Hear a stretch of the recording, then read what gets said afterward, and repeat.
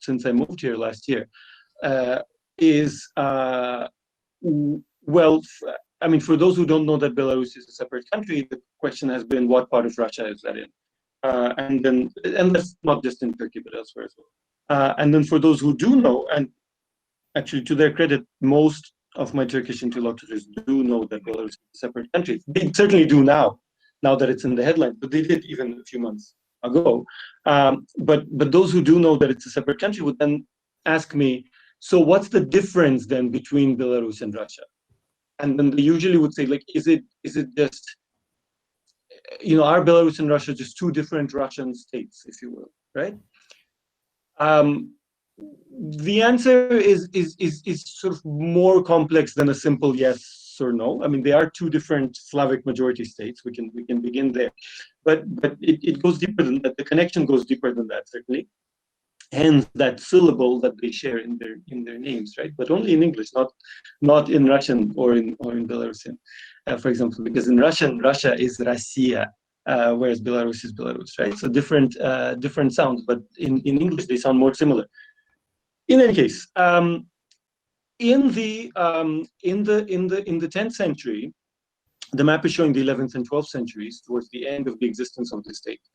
The various Eastern Slavic tribes, and now if you know anything about the Slavs, there's now, after the breakup of the Soviet Union, of Czechoslovakia and of Yugoslavia in the 1990s, there is a plethora of Slavic states in Europe, but these can be divided into the Eastern Slavs, the Western Slavs, and the Southern Slavs, right? So we're focusing on the Eastern Slavs here, and the Belarusians are one branch of Eastern Slavs.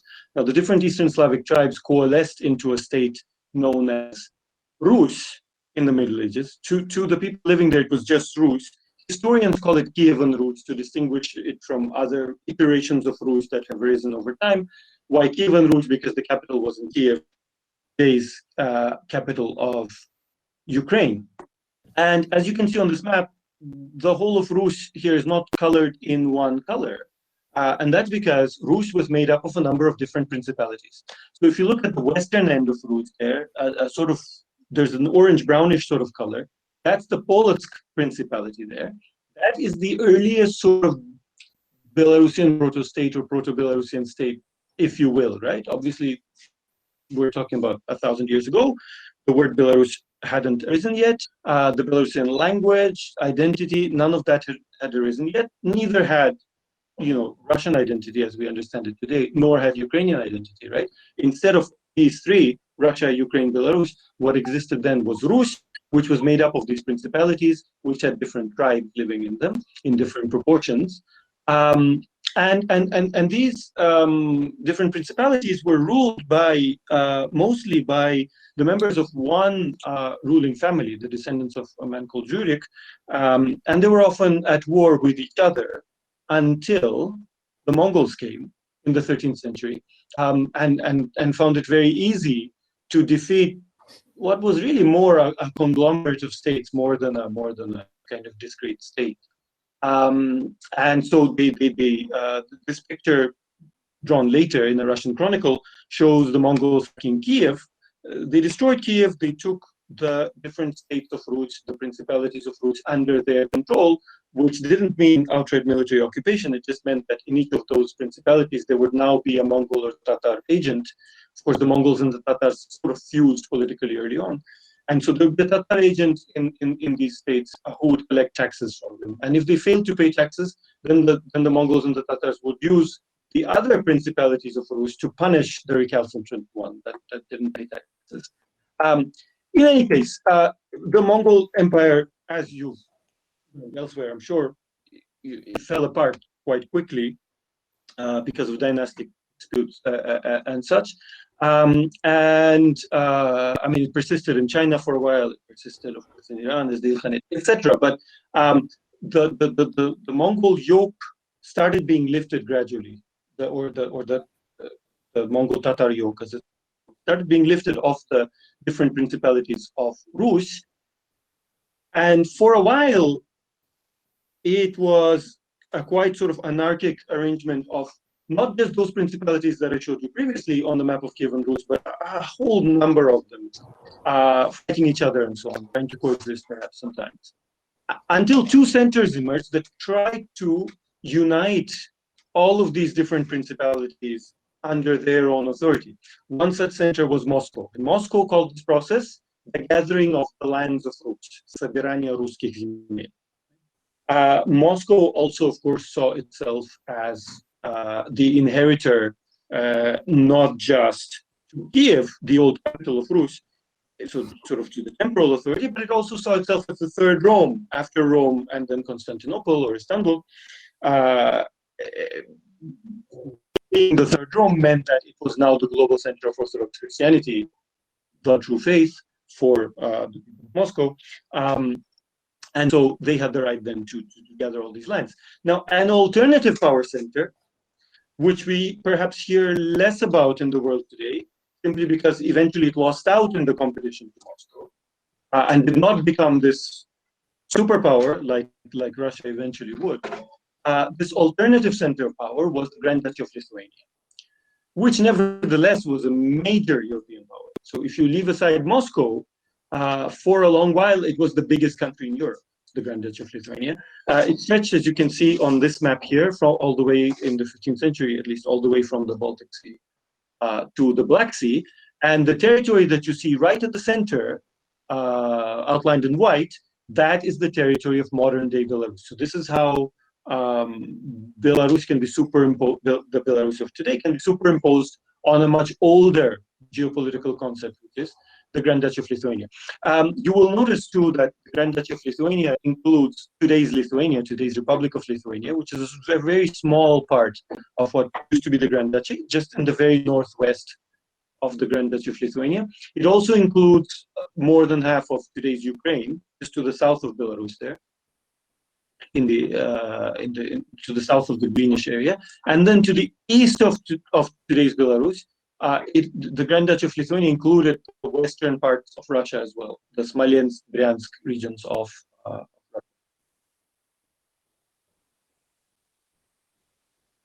Russia. Now, eventually, I'm not going to go into all of the details. It's a long, convoluted history as to how the Grand Duchy of Lithuania came to fuse itself with Poland into one state afterwards. But suffice it to say that they faced common enemies, and these enemies were three in number. From the east, there was Moscow, which was gathering the lands of Rus, as I've mentioned. From the south, there were the Crimean Tatars, who would raid the lands of the Grand Duchy of Lithuania and of Poland to gather slaves to sell them to the Ottoman Empire.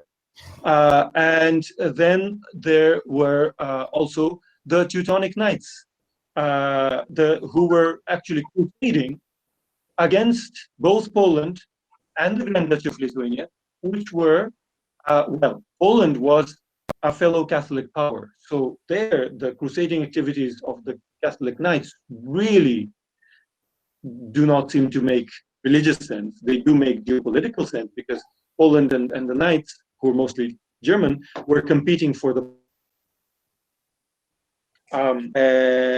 Lithuania. In Lithuania, the populace was mostly Orthodox Christian, but the elite was actually pagan. So there, it made ideological sense for the German Knights to fight. So facing these three enemies in common, the two decided to form a union with the Grand Duchy, which was called the Commonwealth, the Polish-Lithuanian Commonwealth, the Rzeczpospolita in Polish. These two powers, nevertheless, the Grand Duchy of Lithuania and Poland, each retained a lot of autonomy within their own domains. But as a sort of bridal gift in this marriage between the two states, the dowry that the Grand Duchy of Lithuania had to give to Poland was Ukraine.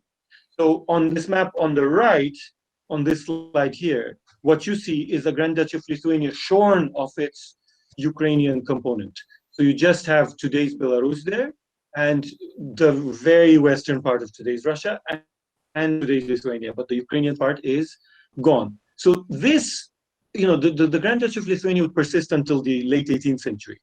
And so from this point onwards, from the point where the two were united, the Grand Duchy and Poland were united, from this point onwards, the majority of the lands of the Grand Duchy of Lithuania were today's Belarusian lands. and the majority of the population of the Grand Duchy of Lithuania as well, from this point onwards, were more or less, roughly speaking, the ancestors of today's Belarusian population. And thus, the Grand Duchy eventually was to serve the role of a cradle in which two modern nationalities emerged, which are the modern-day Lithuanians, who are Baltic people, and the modern-day Belarusians, who are Slavic people. The Lithuanians and the Belarusians had a common political identity in the days of the Grand Duchy. Yeah. And they used a common term for themselves, which was Litvini. Now, as you can see on the left, what you have there is the statutes of the Grand Duchy of Lithuania, a collection of laws, the Grand Duchy, published in the 16th century. And as you can see, it's written in Cyrillic letters. Now, the Lithuanian alphabet of today, the Baltic Lithuanian alphabet, is Latin. The reason for this is that this is actually not Baltic Lithuanian. This is an Eastern Slavic language. This is, in fact, Old Belarusian. It's also known as Old Ruthenian. Ruthenia is a Slavic word for Ruthenia, rather, is a Latin word for Rus. So it's the old language of Rus, if you will, or it is Old Belarusian as it is known today. And I mean, if I look at a magnified version of that picture there, even though it was published in the 16th century, I mean, the language has changed, but not enough for me not to be able to understand it. I can understand it, based on today's Belarusian. It really is quite visibly an older version of Belarusian. So the Belarusian language was also formed within the confines of the Grand Duchy of Lithuania. It distinguished itself, separated itself first from the Russian of Moscow, and then eventually the languages of today's Belarus and today's Ukraine also distinguished themselves within the last few hundred years. You can also see this. Rashed Hocam, sorry, just we move on to further with the language. There are some people who are waiting for you to accept their request to join the meeting. Yes. Would you? For that, I have to. Yeah. Thanks. I will just. Yes, thank you. I will admit them right now. Thank you so much for bringing that to my attention. No, not at all. The problem is that I wasn't receiving these notifications in my presentation tab. Yes, they're only coming to me in this tab. So in any case, so I'll get back to that.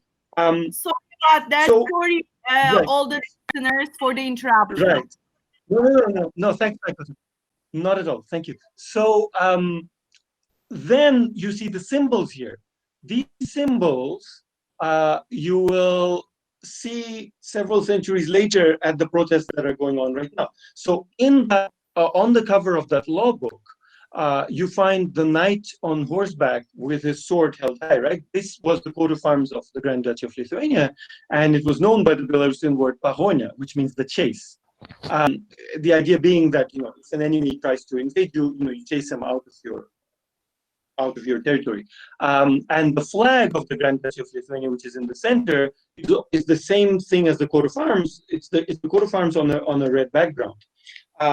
That flag of the Grand Duchy of Lithuania, I don't have any pictures of that particular flag, but that flag has been flown, among other symbols, by the protesters just in the last few weeks in Minsk. And this is symbolic. This is not devoid of meaning. And I'll talk of the symbolism as we move on into the 21st century. So just to very briefly go over this, this was then the territory of the combined Grand Duchy of Lithuania plus Poland in this enormous state, not reaching all the way to the Black Sea, but nevertheless. And the two coats of arms, you see the knight on horseback, you see it on the right at Wawel Castle in Krakow, the capital of Poland at the time, the knight on horseback of Lithuania and the eagle of Poland uniting. Now, this state was not to last because it had quite rapacious neighbors, as is often the case in history. So again, this unity between the Grand Duchy of Lithuania and Poland, saved the two from invasion and occupation for a while. but not eternally. And so to the east, there was an ever-growing Russia. And to the west, the threat from the south wasn't as serious anymore. But to the west, there was now the rising power of Prussia and another rising power, which was Austria-Hungary. And together, they eventually, under various pretexts, attacked the Grand Duchy of Lithuania from the east and the Kingdom of Poland from the west. And they, in the late 18th century, partitioned it three ways. They got together, decided that the separate existence of the Commonwealth would end right there, and its territories would be incorporated into their three empires. The result of all this is that what is today Belarus was in the three zones to the east.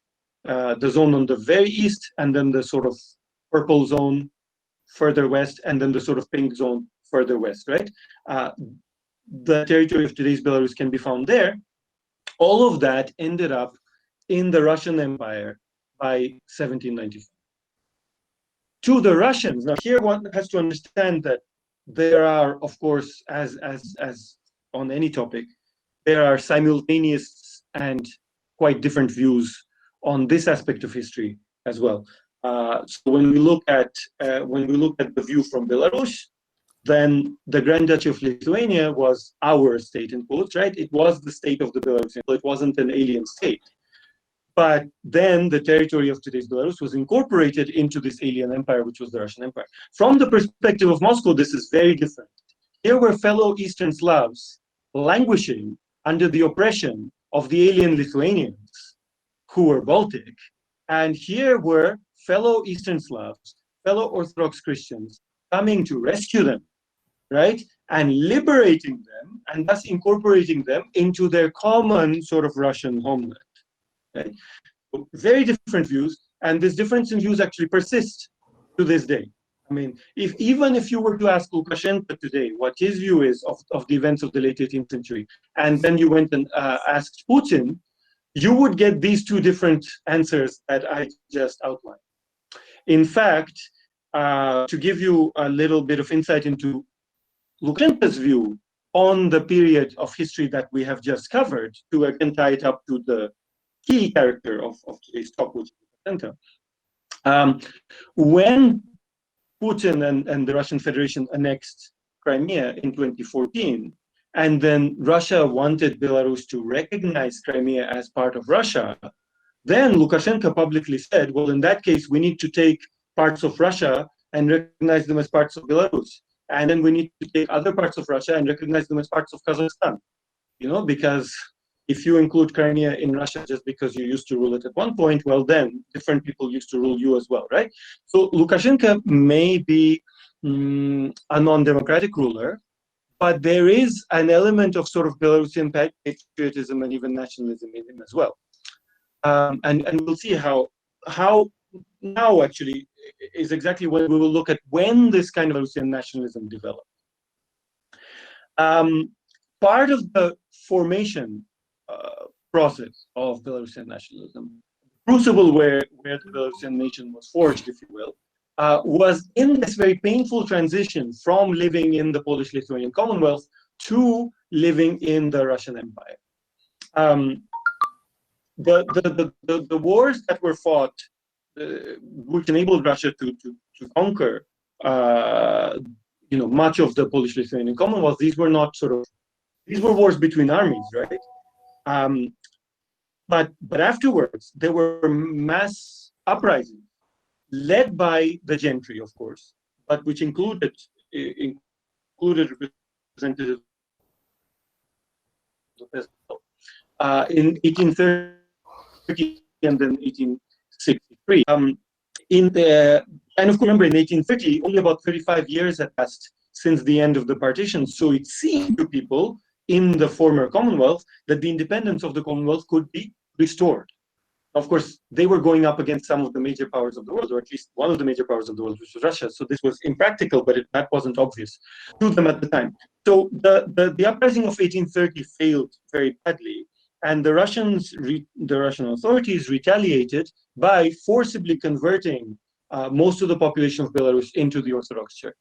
So that is another element of today's Belarusian identity that was formed at this stage. We've talked about the language, we've talked about the symbols. As for and we've talked about the name, which up to this point was still Litvini, was not Belarusians. As for the religion, well, the thing is that when the Grand Duchy of Lithuania and Poland had merged, the Orthodox Christians of the Grand Duchy of Lithuania had converted en masse to Catholicism. That was called the Union of Brest and the Union of Kreva. And now the Russians, as punishment for the uprising of 1830, undid those church unions and forced the majority of the Belarusian people to go back to the Orthodox Christian beliefs of their ancestors from many generations ago. This then sparked another uprising a few decades later in 1863, which was again brutally put down with hundreds of executions, thousands of people sent into exile, property seizures from the gentry, and so on. And the property seized from the Catholic gentry was redistributed then to Orthodox gentry coming from Russia proper, and so on. But one of the leaders of the uprising in 1863, and of course this was not a Belarusian national uprising, right? This was an uprising to restore the Polish-Lithuanian Commonwealth, and the man who led the uprising, was one of the leaders of the uprising on the territory of what is now Belarus. Was a Polish speaker, but he wasn't, I think, Belarusian in today's sort of sense, right? But his own identity was Lithuanian in the sense of the Grand Duchy of Lithuania. This was the period of transition from one ethnic identity to another. So he actually used the Belarusian language to address the common people, which was new. The fact that he would even deign to talk to the common people, to the peasantry, not just in letters like the one on the right, but also in the media, because he published a newspaper addressed to the common man and written in Belarusian. So he was a pioneer in this, because the gentry, because of the union with Poland, had switched to speaking Polish, at least on formal occasions and in literature and so on.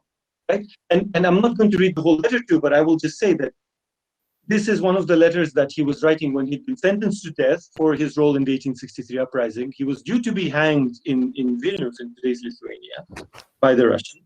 And in this letter, he tells the people that he feels very sad to be living this life, but more so he's sad to be leaving his people, right? So it's this idea of peoplehood, of nationhood. But what is the name of this nation? It is still the sort of Slavic Lithuanian nation, right? It is still Litvini. They still haven't acquired the name of Belarus. That will happen later on in the 19th century.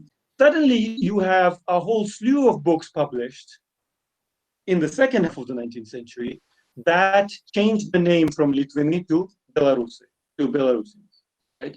And the reasons for it. So you have a review of Belarusian history on the left. You have a dictionary of the Belarusian dialect, so-called, because the Russians wouldn't admit it was a language, in the middle. And then on the right, in Latin letters, you have Dudka Belaruskaya, which means Belarusian flute. 3 different authors published in 3 different places. Actually, the funny thing is that the author of the book on the very left, his surname is Turchinovich, right? Which means he is the son of a Turkish man. Like that's his surname. But in any case, the reason for this change in nomenclature that happened is that you had by the late 19th century, you had about a century of Russian rule already, from the late 18th to the late 19th century. And the Russians preferred to use the term Belarusi, or White Russians, if you will, for all of the Slavic inhabitants of the Grand Duchy of Lithuania, in other words, for the Belarusians, who were calling themselves Litvini. And thus, the educated sections of the Belarusian public, as they went to school and then they went to university in Vilnius or in St. Petersburg or in Moscow or in the West, they started calling themselves Belarusi or Belarusians, and then they started referring to their people as the Belarusians, right? And so then suddenly you had the change in vocabulary, which laid the foundation for the modern Belarusian nation, and also for its separation from the modern Lithuanian nation as well. Now, if there was a nation, there had to be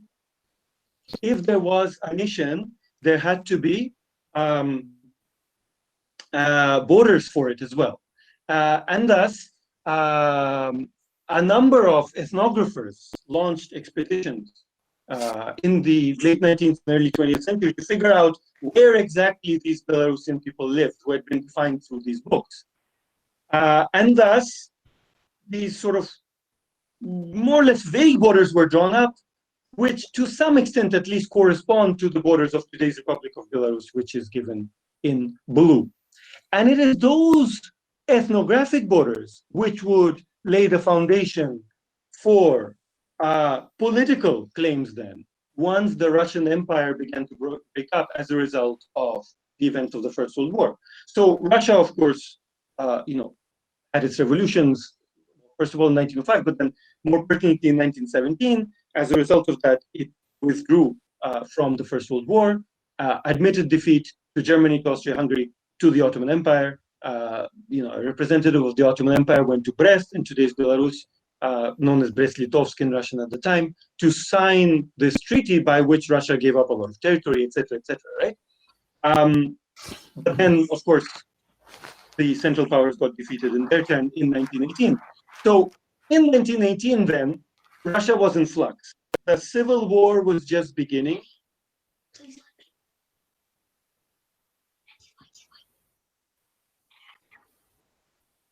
Do I have to let more people in? I don't see anyone else asking to be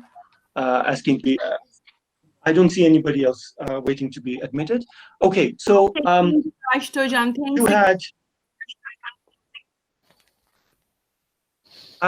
you had the Baltic states at this point breaking away from Russia. You had Finland breaking away from Russia. You had Poland breaking away from Russia, right?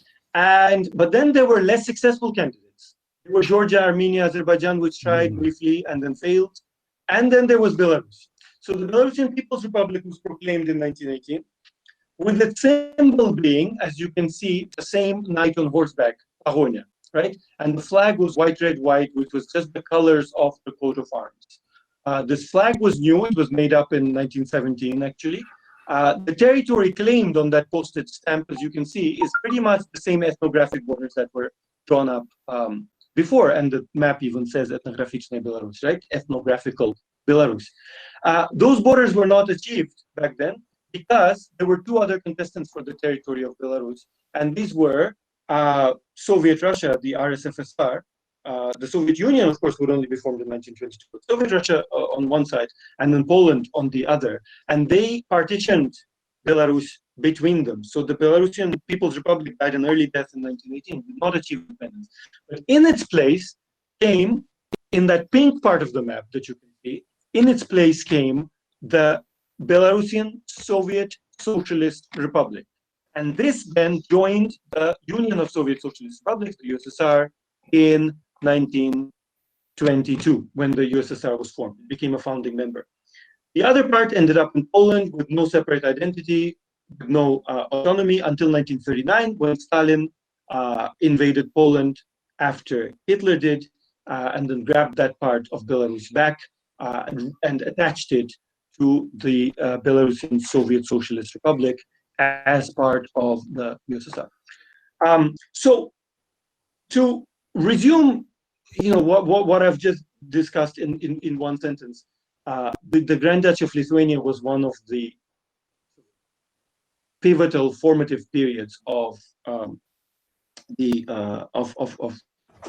Belarusian nation, or Belarusian national existence, if you will, to the extent that the communists themselves, for a while, were thinking of recreating the Grand Duchy of Lithuania as a Belarusian-Lithuanian Soviet Socialist Republic, except that Lithuania managed to escape and become an independent country in 1918. So that plan did not work. And that is why there's no communist version of the Grand Duchy. Okay, so leaving the Grand Duchy of Lithuania to one side now, we're firmly in the 20th century, and now the Soviet Union has been invaded by Nazi Germany.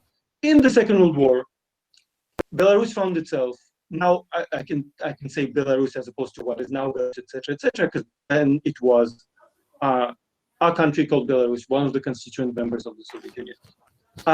So Belarus found itself occupied by Nazi Germany for 3 whole years, 1941 to 1944, during which time about a quarter of the Belarusian population was wiped out.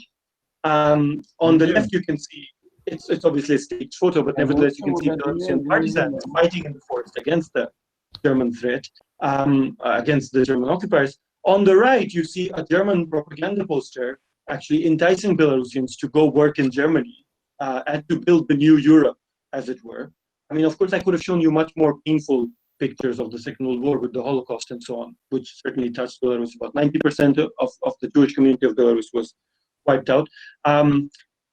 So the Second World War was another pivotal moment in Belarusian history.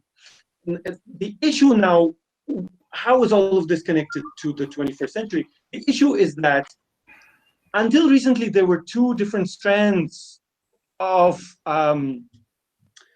ideology, if you will, in the Belarusian public with regard to where Belarus should date its history from.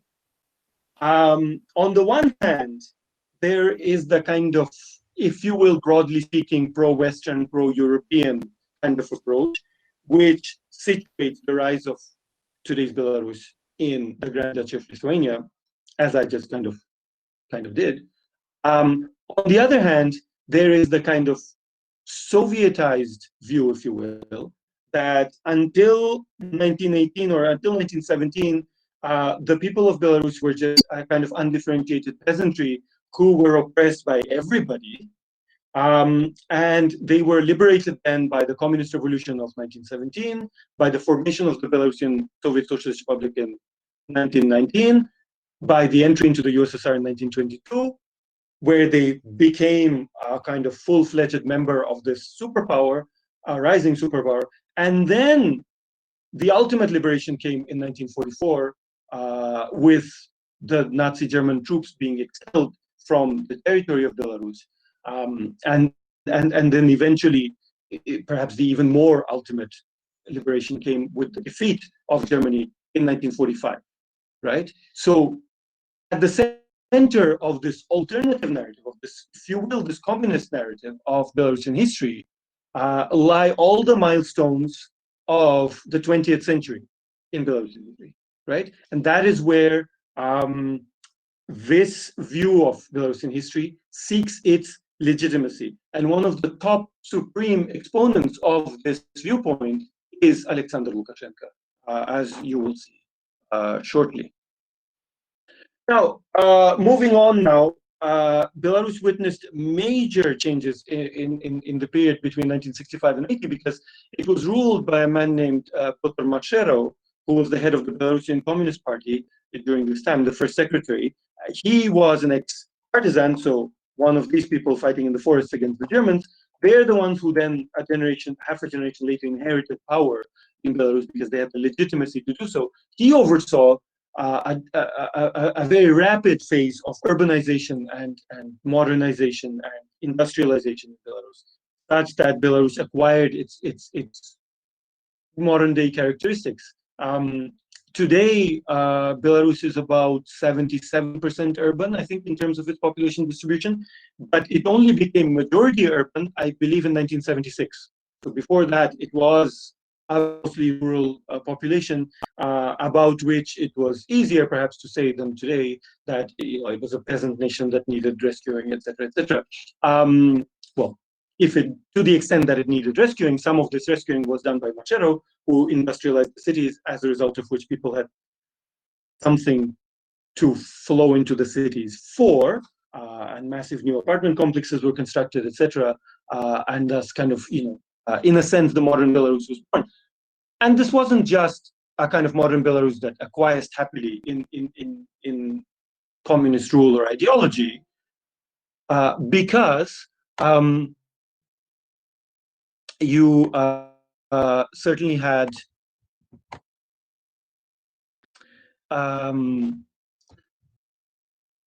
because one thing that expanded along with cities and factories and so on, one thing that expanded was higher education. And so you had a whole new generation of thinkers who were perhaps skeptical of the ruling elite and the ruling system.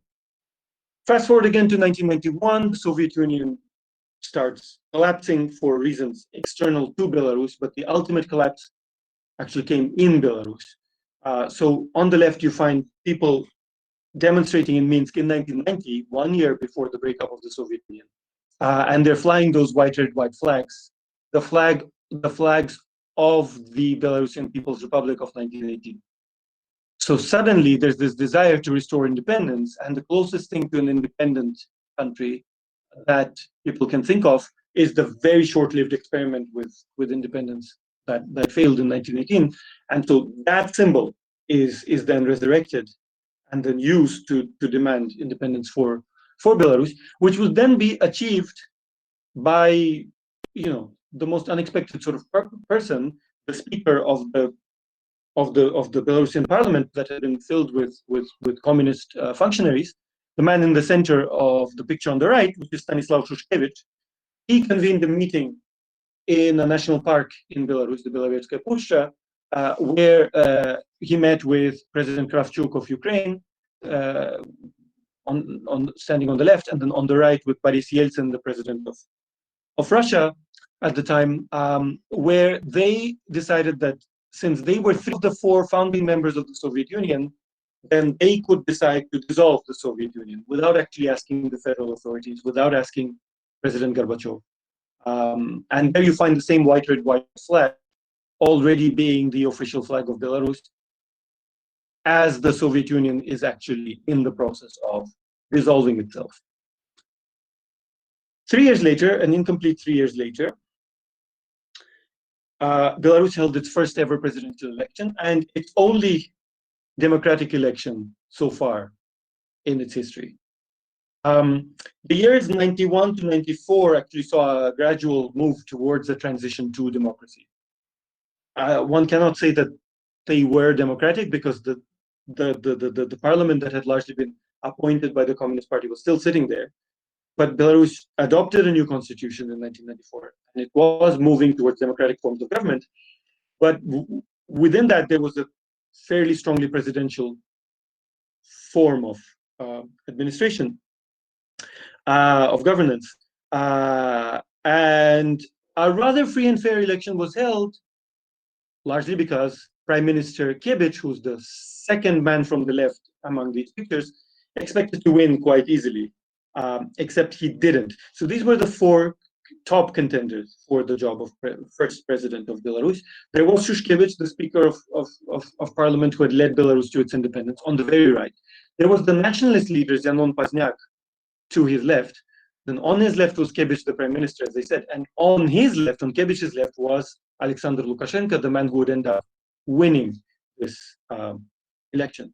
And he won it by a landslide, but only in the second round. In the first round, he got 40-some% of the vote, which surprised everybody because he was a complete outsider. So to give you a little bit of background on his sort of political trajectory, he started out as the head of a Soviet farm. So a collective farm was a farm where the different farmers were shareholders. A Soviet farm was one completely owned by the government. So he was the chairman of one of those. Eventually, he was elected to parliament, where he became a kind of anti-corruption fighter.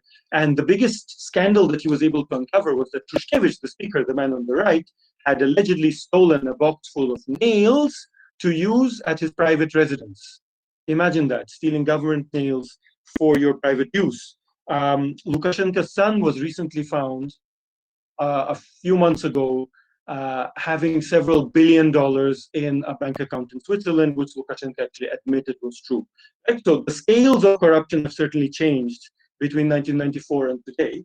But nevertheless, for 94, stolen nails seemed like a big deal. And Lukashenko gained a lot of popularity through this, which is one reason why people voted for him, but certainly not the only reason. And we'll see why in his policies, which I'll discuss shortly. When he won, he took the oath of office on the constitution, because in Belarus the president holds the constitution, not the Bible, when swearing himself in, when he's sworn in. And of course, right next to him was the white, red, white flag, which was still the official flag of the Republic of Belarus. In 1995, then, Lukashenko held a referendum, which really changed certain key sort of cardinal directions for the Belarusian state.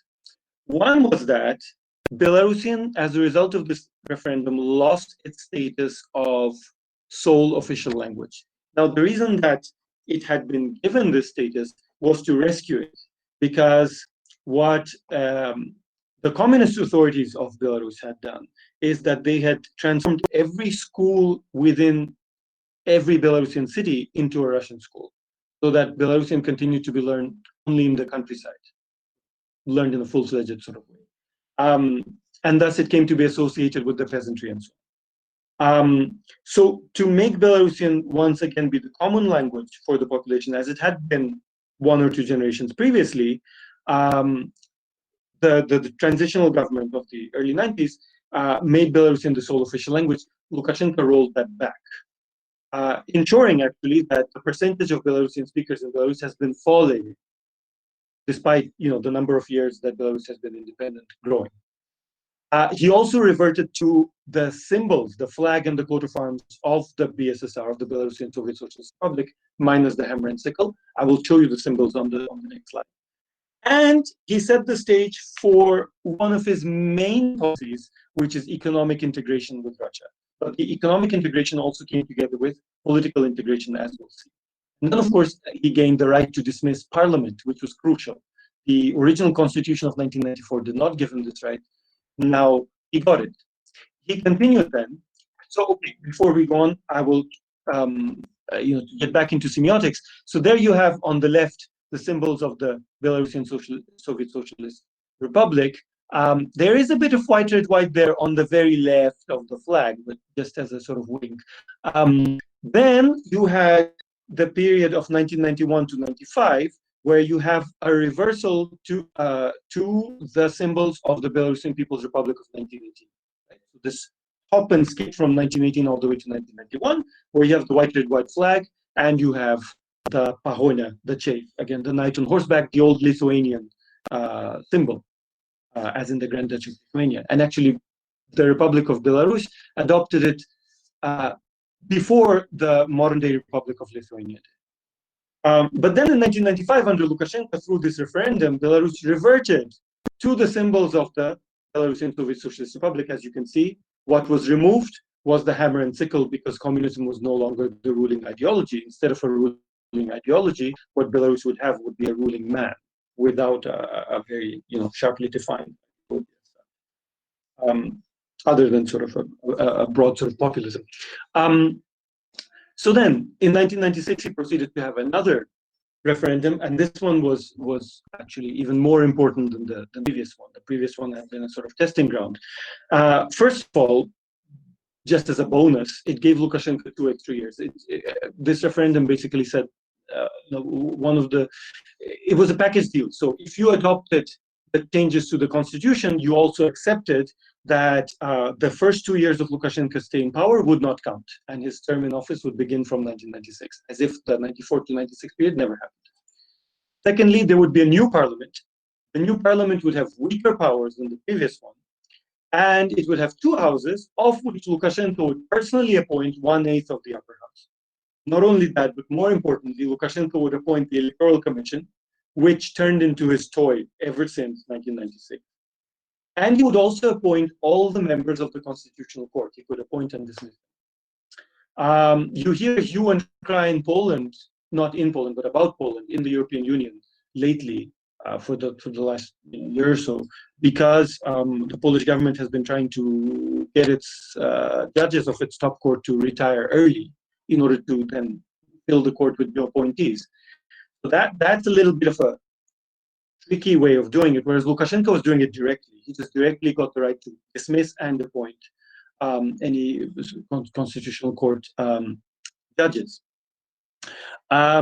This is the period from which analysts date sort of the dictatorial phase of Lukashenko's rule. Between 94 and 96, he was perhaps an authoritarian ruler, but he didn't yet have the constitutional instruments to implement a fully fledged dictatorship. From 1996, he had those.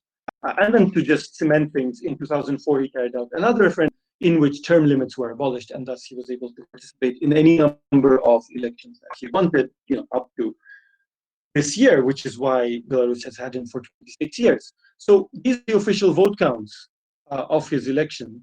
I'm not including the 94 one because by all accounts, the 94 one was actually fair. But then ever since 96, he's been in control of the Electoral Commission. As a result, no serious observer trusts these percentages here, the 76, 83, 80, 83, 80. It's sort of like it goes back and forth between 80. Each time Lukashenko gets 83 or 80, Lydia Mosha, the Electoral Commission, says that it was an elegant victory. That's the term that is now used in Belarus, or has for the last couple of decades used in Belarus for this kind of these kinds of shenanigans.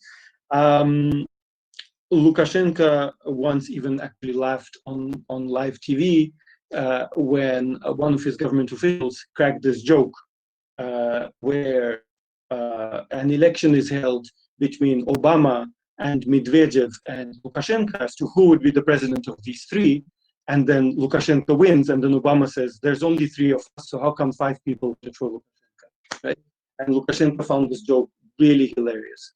And of course, it is very close to the true situation of. How do we know that these numbers are false, apart from perception? Well, first of all, until this year, there were exit polls in Belarus. This year, there weren't because they were banned by the government. There was only one acted by the government or a government agency. We can maybe discuss that. But there were exit polls. In the exit polls up to this year, Lukashenko would win approximately 50%. Had he run free and fair elections, perhaps he would have all of them. But it seems that he wanted to give himself a margin of safety of about 30% as a cushion to make sure that there was no second round. And thus he ended up with these of 80%. This year, nobody actually believed that he had even won the 80%, that he had even won, say, 50%, let alone 80%. And there are reasons for that, which I will go into shortly. I just want to mention as well, before I continue on into the actual protests of now, that as I've said previously, one of the main sort of guiding principles of Lukashenko's rule has been this alliance with Russia. And one has to ask why he decided to build that.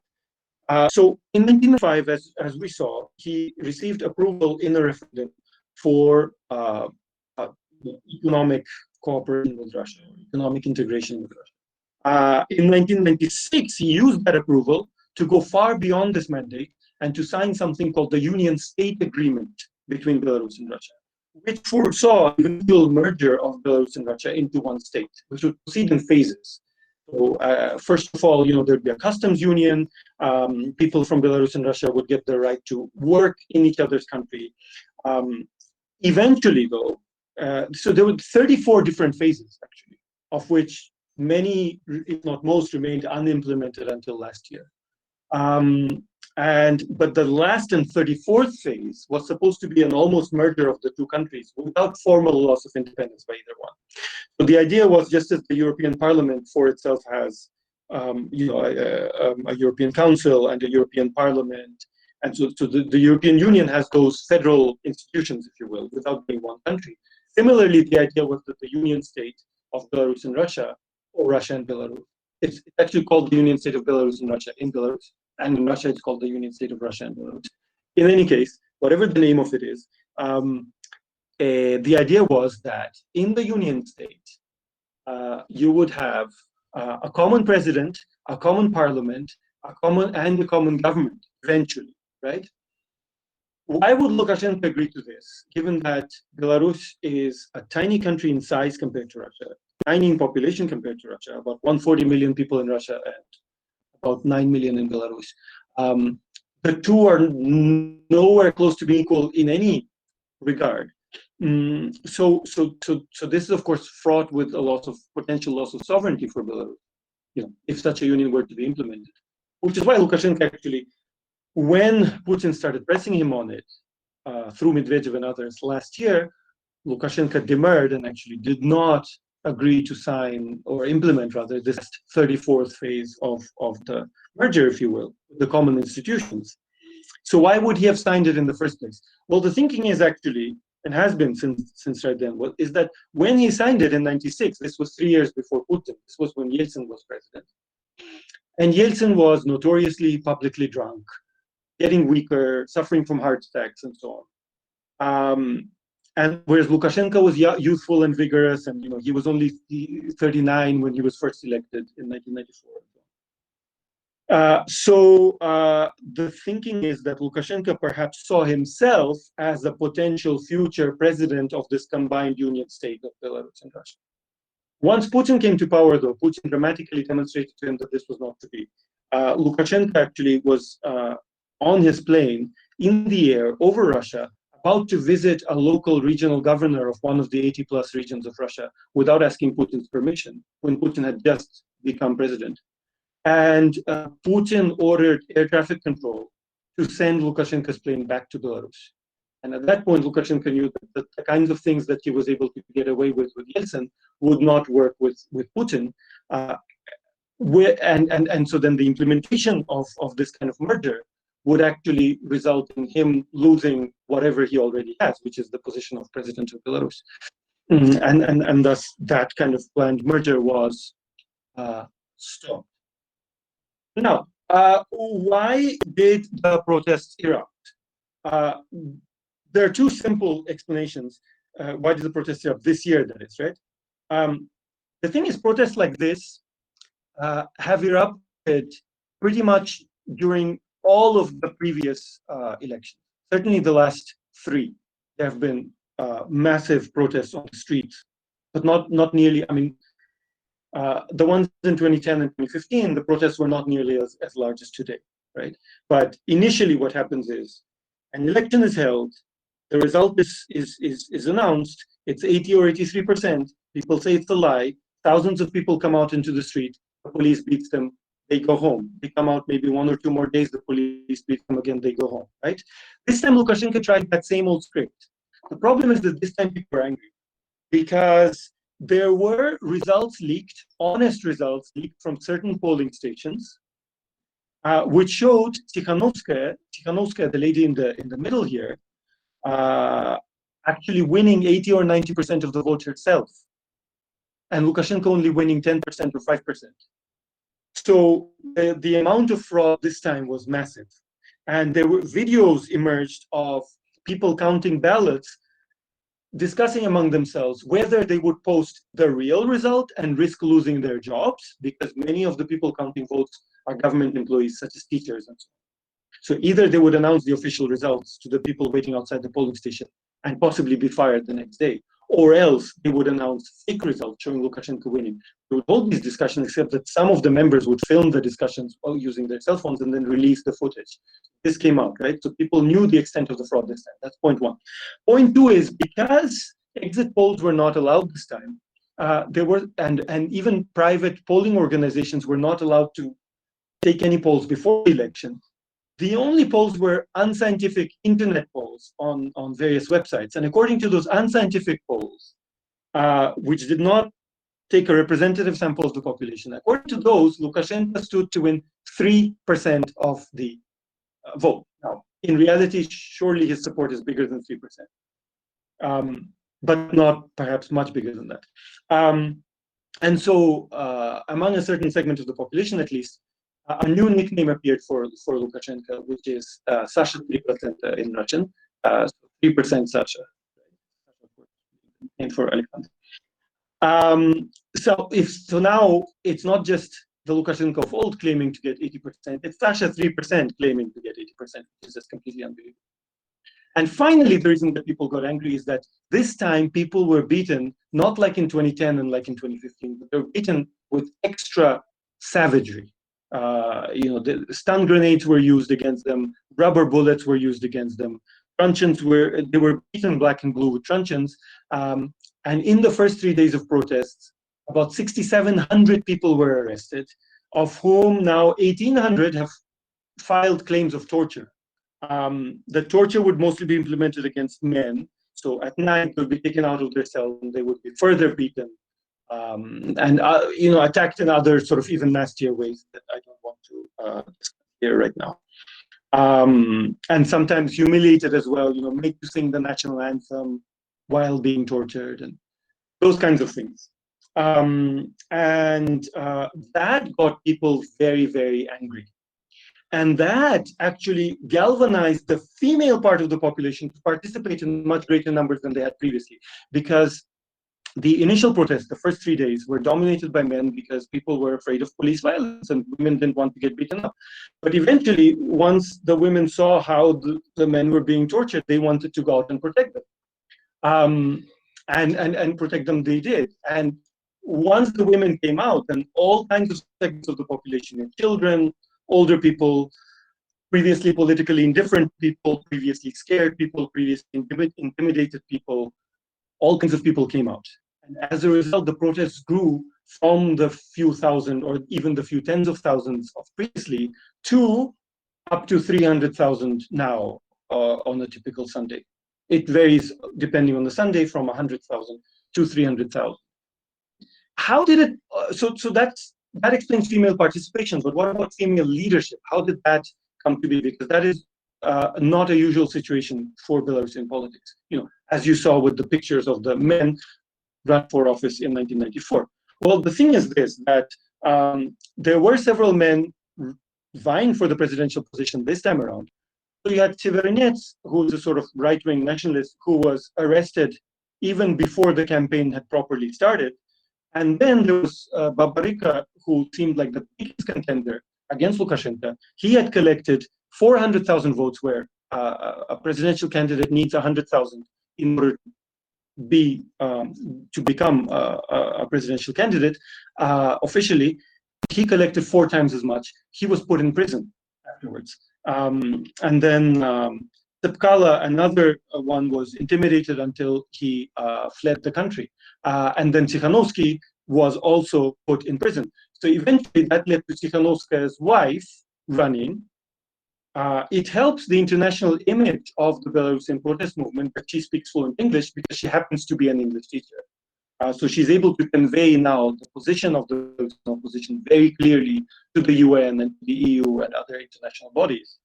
So that's, as I said, the lady in the center. And the other two, one of them, the one on the left, is the wife of Tsepkalo, who fled to who himself fled to Russia, and she was forced to leave and go to Poland. Tikhanovskaya, of course, was packed into a car and sent to Lithuania by the Belarusian authorities, and that leaves Kolesnikova, who was an advisor of Babarika. She's the lady on the right. She was almost forced to go to Ukraine by the authorities. So the government was trying to disperse these 3 female leaders to 3 neighboring countries. It didn't work because Kolesnikova ripped up her Belarusian passport and thus was not able to be forced to cross the Ukrainian border. But in any case, the 3 main contenders previously, the Tikhanovsky camp, the Babarika camp, and the Tsepkalo camp, all united, but in the shape of these 3 ladies, these 3 young women, and they adopted this symbol of victory and strength and love, and that also galvanized female protesters. So then you had these unprecedented scenes where you had sort of a female protester punched in the face, and one of the slogans then that was adopted by the people was "Revolution with a female face." That recalls Alexievich,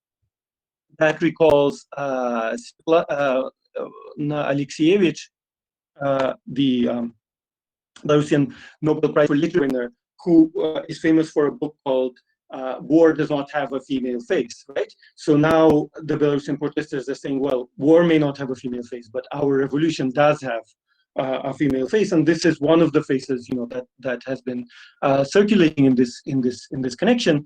As I was saying to my colleagues previously, the main there's several main chants that people have been chanting against Lukashenko during these protests. The main one of which is "Ukhadi" in Russian, which means "go away." That's the most consistent one. But there have been various others which are even more creative than that, which I will get to in a minute. What I want to show here as well is female protesters posing deliberately with the same symbols of Belarusian independence of 1918 or symbols of Belarusian independence of 1991. You can choose. I mean, really, they represent both. So it's again the white flag and the pahone. You can't really see with the lady on the right that she's wearing the knight on horseback on the t-shirt, but that's indeed what she is, what she's wearing. And then there's this as well. Female protesters were often manhandled by the police in very unpleasant ways. And they responded actually by reclaiming their sexuality as their own. And not just in response to that, but also in response to the police seizing white, red, white flags from protesters, including female ones, including one who is in her late 70s, Nina Bahinskaya, and she was found, screaming in the center of the square, "Give me back my flag," right? So then one woman decided to hang out her knickers on the laundry line in the colors of the white, red, white flag. And this picture that I'm showing you here was then spread around Belarus, and it became another one of the symbols of the protest. Other women then made it into placards and banners and walked around with these in Minsk. And women also adopted this chant that they directed at the police, which is "Nobody will sleep with you." This is a kind of sort of ancient Greek Lysistrata type protest, a kind of a protest of sexual empowerment against the police. The police feel that they have the strength to beat up their fellow men, but do they really have the strength to contend with women when the women are united against them? This is kind of what this plays with. And of course, there is the power of love, which, yes, it's seen as a kind of typically feminine quality or whatever, but it has been claimed by Belarusian female protesters for themselves, not just kind of projected onto them by men. So here you have a Belarusian friend of mine who actually lives in Istanbul, who drew this particular illustration. But I mean, there are many others, including, of course, famously, the heart that Kolesnikova, one of the people in the Tsikhanovskaya camp, holds out at every meeting. And so men, women, young, old, all together have been marching for the last 6 Sundays in Minsk. The last Sunday, I think it was only 100,000, but the peak was 300,000. I read a theory a few days ago, which I'd encountered previously before, that suggests that political change can come through protests if 3.5% of a country's population starts marching. 3.5% for Belarus would be about 300,000, but Belarus isn't currently hitting that mark consistently every time. More often it's 100 to 200,000, although there was at least one demonstration of 300,000 apparently, which may mean that Lukashenko still has some staying power. And also the protests outside Minsk have not been nearly as big as they have been in Minsk. So my second last slide here, asks where we go from here. Will there be new elections? If so, under what conditions? Russia cannot mediate because it has no legitimacy in the eyes of the opposition. Russia did mediate between the opposition and Lukashenko in 1996. Because of all those constitutional changes that I talked about a few minutes ago, the parliament that was about to be dissolved actually impeached Lukashenko in 1996 until a representative of Yeltsin came to Belarus to mediate. The opposition recalled its impeachment, and Lukashenko proceeded for his part to dissolve the parliament, right? So the opposition is not going to fall for this sort of thing again. Then, if they're not acceptable, well, Latvia and Lithuania tried to negotiate, tried to mediate between the two sides, and they said, well, why don't we have a new election with Lukashenko's participation, but this time make sure it's free and fair, etc. And Lukashenko said, well, you can have new elections, but you have to kill me first. And then he started walking around with a Kalashnikov. So that looks like it's not going to work either, new election sort of strategy, the immediate new election. But Putin seems to have persuaded Lukashenko to agree to an eventual new election, because Putin is frankly embarrassed by Lukashenko at this stage, right? Lukashenko has dressed up his 15-year-old son in military combat fatigues, and he's walking around with a gun in Minsk and this sort of thing. It makes Putin look bad, because Lukashenko is, after all, his ally. And so Putin has suggested to Lukashenko that he introduce a less presidential form of government, in essence going back to the 1994 constitution, and then hold a new election under that. Lukashenko said, yeah, I agree to that if Putin tells me, but we'll do it within 2 years. And the opposition cannot accept that. So will there be immediate change? Well, Lukashenko just the other day went up to his security guards and said, we will deal with these people, right? So if there is a prospect of immediate change, there could be violence. Hopefully not, but that threat, that danger exists, and nobody wants that. On the other hand, if there's gradual change, there is the possibility that Lukashenko will be able to, or Putin, may be able to channel that gradual change in a certain direction where the opposition does not want to see it go. Lastly, I asked 3 actual Belarusian friends of mine who live in Belarus, who were there on the ground, and very connected to the situation, what sorts of takeaway points I should share with you today, right? So the first one is my friend Valer Bulhakov, who is an editor of a magazine and a newspaper in Belarus.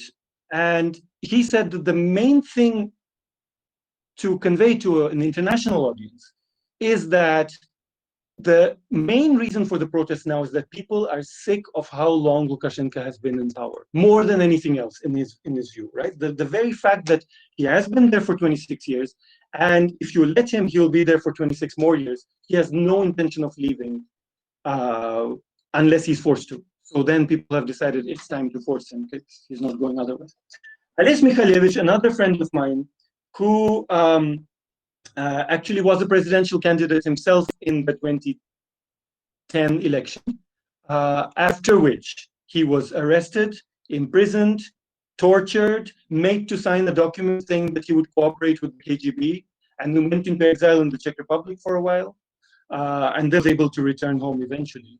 So Ales Mikhalevich told me that the important thing to tell people is that the changes that have taken place are irreversible, because the Belarusian nation, as it were, has awakened, has realized its strength, and it is not going to accept that things go back to the way they were. So something new has to come of this, right? And finally, the note of caution here, Andrei Denko, whom I haven't met in person in his case, but I've worked with him for many years. He is the editor of another newspaper and magazine, not those of Valer Bulhakov. He wanted me to mention that Russia is a sort of Damocles in this situation. It's hanging over the protesters, because if you overdo it, if you make not only Lukashenko is losing his grip on power, but that Russia is losing any influence over the situation, then there is a very real possibility of military intervention. I mean, Andrei talked about Czechoslovakia in 1968. I personally, of course, am thinking of a much more recent example, which is Ukraine in 2014. As soon as Yanukovych, entirely lost the control of the situation, the Russians went into the Crimea, took that, and then, various more surreptitious Russian soldiers went into eastern Ukraine. That resulted in 10,000 deaths and so on. Nobody, whether in the government or in the opposition, wants to see the same thing happen in Belarus, although Lukashenko was asking for military support from Russia. Putin, of course, promised police support, but not yet. Putin knows that to intervene in Belarus directly is dangerous because he may completely alienate the Belarusian public permanently, as he has done with Ukraine. But in exchange for alienating the Ukrainian public, he has gained a new part of Russia, which is Crimea, de facto part. In Belarus, it's not clear what exactly he would gain in exchange for alienating the public. But I think he wants to rather have Lukashenko go through at least a charade of constitutional reform, following which a new election will be held, in which Putin can choose one or two candidates who would be favorable to him and whom he would be favorable to, and then he can replace Lukashenko democratically, if you will, and continue this game of integration with Belarus. The last point I want to mention before I wrap up is simply that unlike in the dictatorships of the Middle East, such as Egypt, for example, at the time of the Arab Spring, the standard of living in Belarus is fairly good. So Belarus currently is ranked 50th in the UNDP's Human Development Index, just one position below Russia, which is 49th, comparable to Turkey, which is 59th. So people were not desperate enough to start protesting in the streets because, for example, because of unemployment, like in Tunisia, or those kinds of reasons. What really got to people now was the mass beatings in the streets, the shamelessness of the lies regarding the vote counts, those kinds of things which are an affront to people's dignity. And I think that my friend Ales is right in saying that it's very hard to imagine that people will agree to any scenario which takes them back into where they were for this 26th period. And with that, I'll end my much too long talk.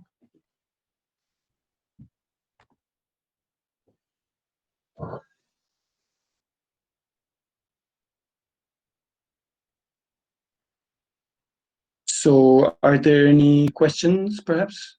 Faikoja, perhaps you could act as moderator if there are any questions and could channel them to me.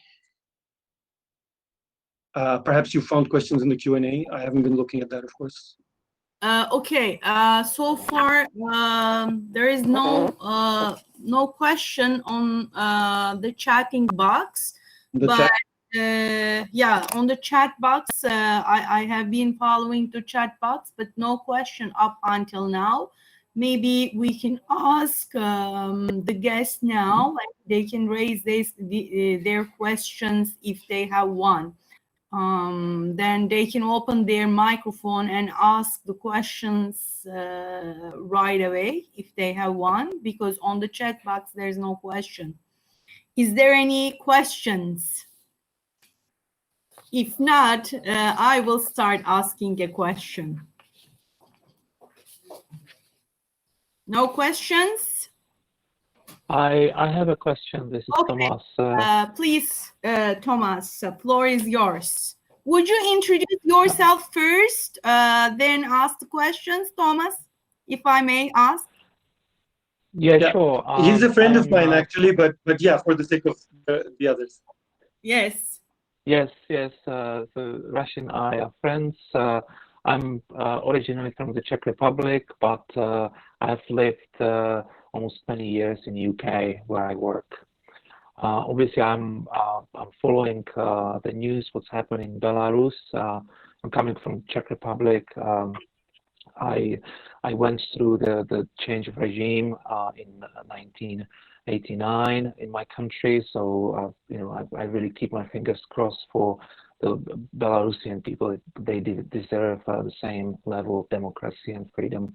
So, Rashed, my question is, by the way, that was a great summary of the events and fantastic insight. Thank you for that. I'm curious about your personal view. Where do you think this is going in the next number of weeks or a couple of months? Well, my fear, as I was telling you earlier, Tom, my fear is that the opposition will just run out of steam. Because one tactic that, The Economist the Economist was saying the other day, actually, that the cover story of about 2 weeks ago is Putin with sort of walking kind of looking a bit confused, with Navalny on one side and then the Belarusian protesters on the other. But then inside the couple of different stories on both what's happening in Russia and what's happening in Belarus, and they were talking about how the protesters in Khabarovsk have been largely ignored by Putin so far, haven't been attacked by the police or anything like that, in the hope that they'll just get tired and go home one day. Like they've been meeting every weekend and it hasn't really brought them anything. And eventually they may well give up. On the other hand, they may not. And perhaps, the poisoning of Navalny was done partially to make sure that, that he wouldn't be there to galvanize the protesters in Khabarovsk. In any case, a similar strategy may be adopted by Lukashenko now that he's seen that, okay, so he's gone through several strategies now. At first, it was mass, overwhelming sort of physical violence. That's my son Ibrahim over there. To intimidate people, bash them on the head.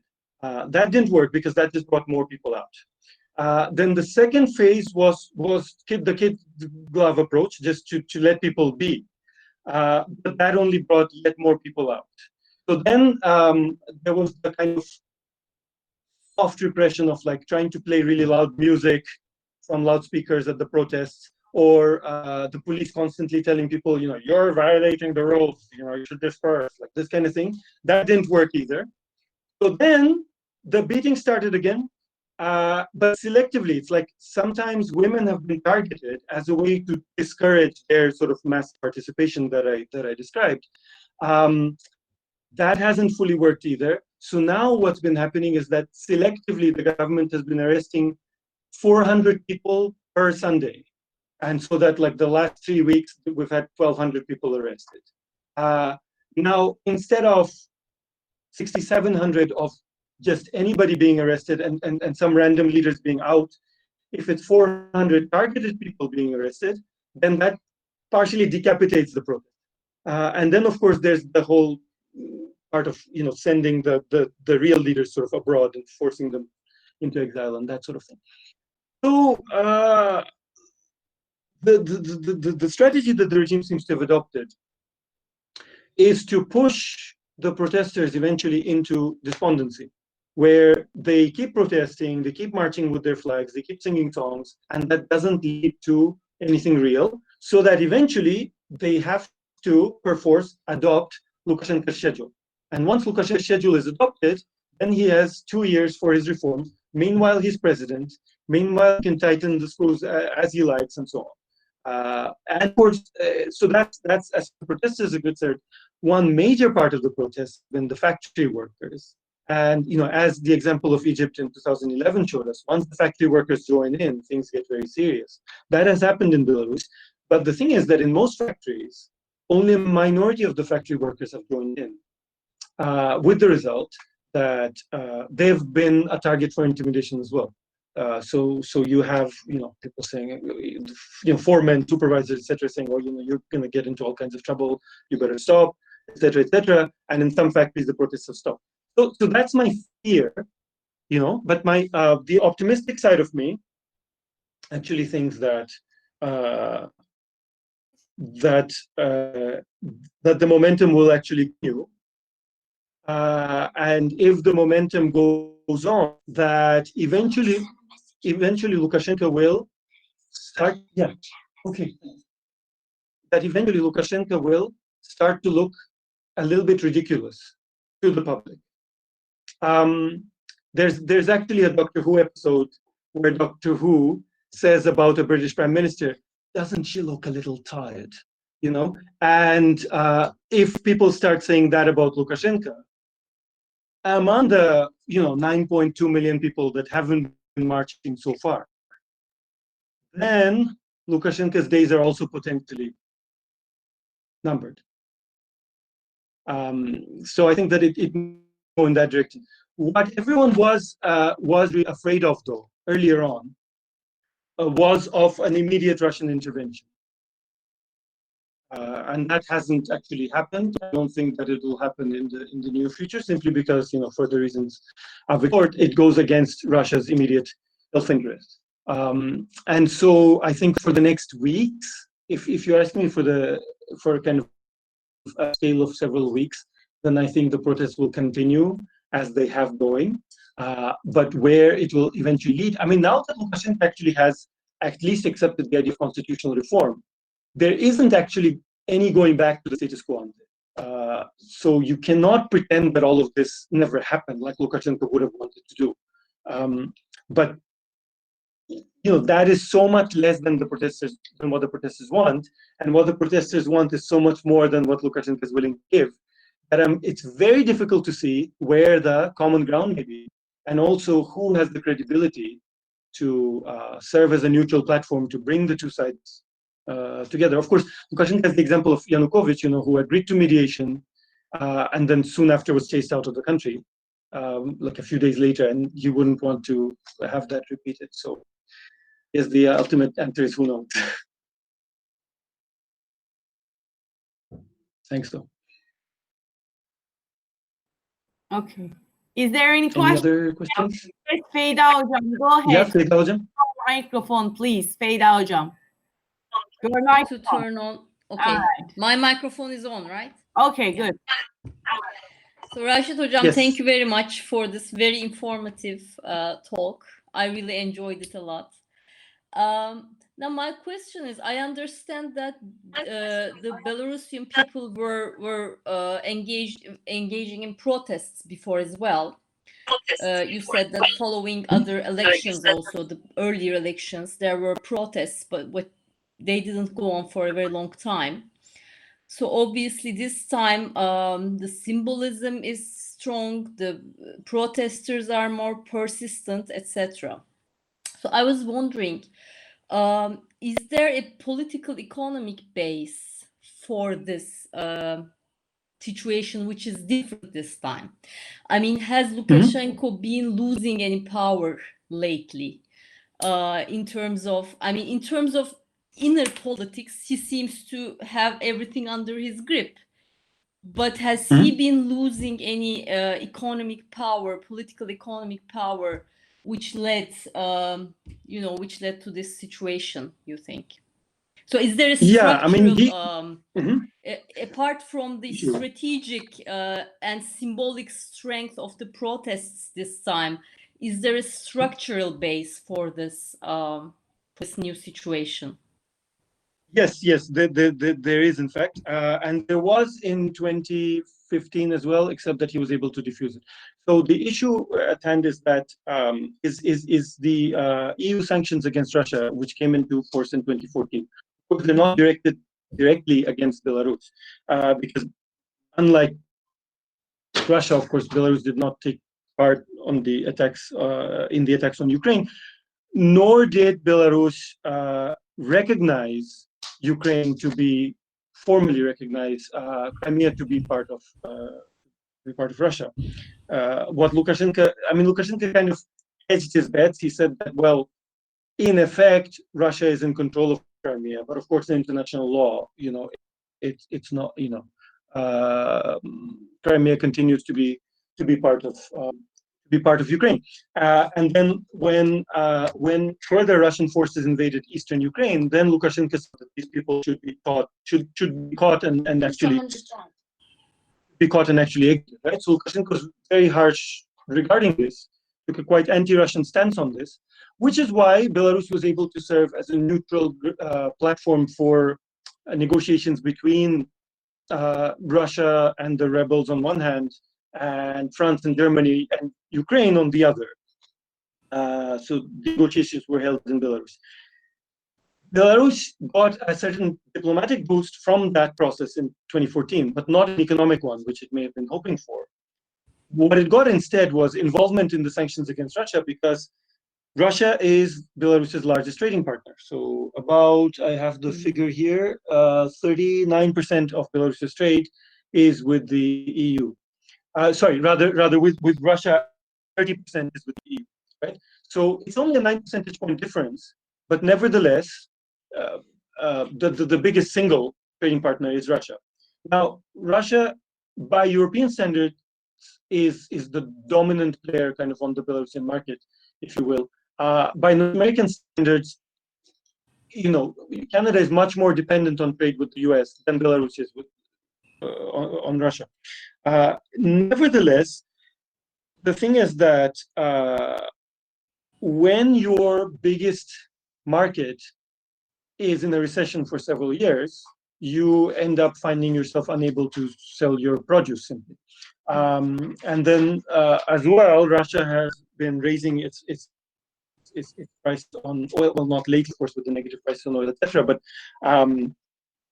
as a member of the Union State of Belarus and Russia, Belarus has always had access since 1996 to extremely cheap gas and oil supplies from Russia, not at the Russian internal domestic rate, which is what Lukashenko has been seeking since 96 and never getting, but far below the global rate. Now Russia has gradually, as a result of its own economic troubles that began in 2014, as a result of the annexation of Crimea, Russia cannot afford to subsidize Belarus quite to the same tune any longer. There was a huge embarrassment actually after the annexation when Medvedev, who was at the time Prime Minister of Russia, he went to Crimea and he said to some pensioners who were asking him whether their pensions would be indexed for inflation, he said, there's no money, but you guys hang in there, right? So this became a meme, got spread all over the internet, songs were made out of it, all that stuff. So that being the situation of Russia, the result was that Russia asked Belarus to pay more. And as a result of that,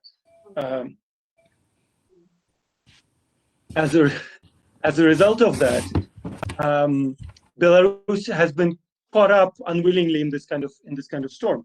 Now, the last figures I have available in terms of GDP growth are for 2018, and Belarus had a 3% growth rate. So that's not that bad. But before that, there were several years of minimal or even negative growth. This happened, of course, right away in 2014, but in 2015, it didn't affect Lukashenko that much. There were protests, but they were not like the protests of this year, because Lukashenko was able to sell this story. Previously, he would sell a story of stability and economic prosperity because there was constant economic growth, etc. In 2015, he had to admit, okay, there's no economic growth, we're in trouble, but at least we're not Ukraine. Look at Ukraine, they have a civil war. I am the one who's keeping Belarus safe and peaceful. And as long as you vote for me, there's not going to be potential intervention from neighbors like Russia, etc. At this time, many Belarusians, both in the opposition and even in Lukashenko's own camp, were seriously worried that at the slightest provocation, Russia might move its tanks into Belarus as well. So people didn't want to rock the boat. And some people voted for Lukashenko, others didn't protest too much, just protested a little bit and went on. Now that fear, it has not evaporated, as the comment from Andrei Dniko at the end shows, that fear of Russian intervention is still very much present, but it no longer justifies people accepting that Lukashenko will be able to do whatever he wants to do. So I think one is that people, after 6 years of this kind of economic difficulties, people are a bit tired of it. They're no longer as afraid as they were before. Added to that came the coronavirus situation. So, of course, the Belarusian economy has suffered from that, just as any country's economy has suffered. But on top of that, there was Lukashenko encouraging everyone to avoid social distancing, right? So he was giving the opposite advice from almost all other governments, because he was saying that, he wasn't saying that the virus is fake. He admitted that the virus is real, but he said that the fear of it is hysterical.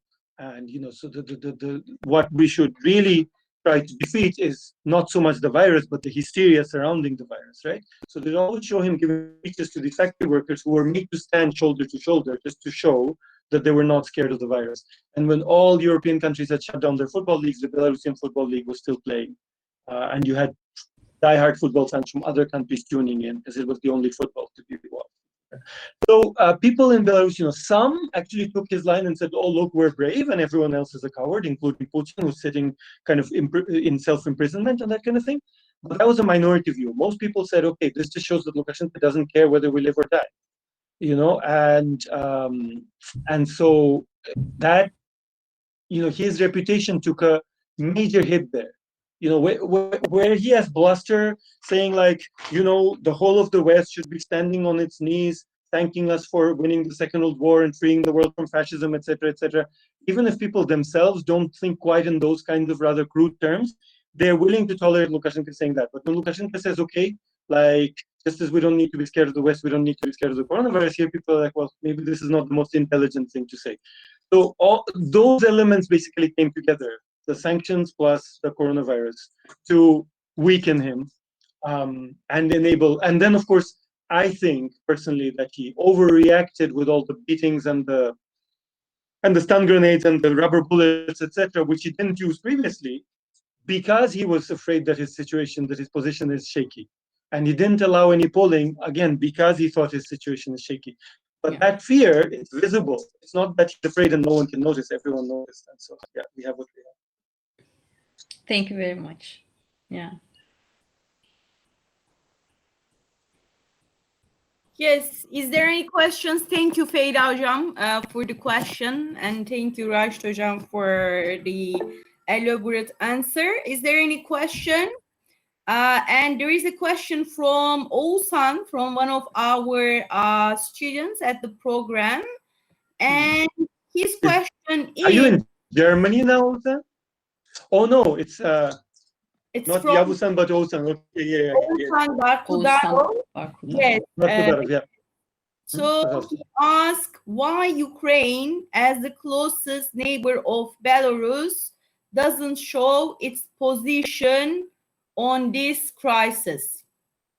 Thank you. That is a very... Yeah, спасибо большое за вопрос.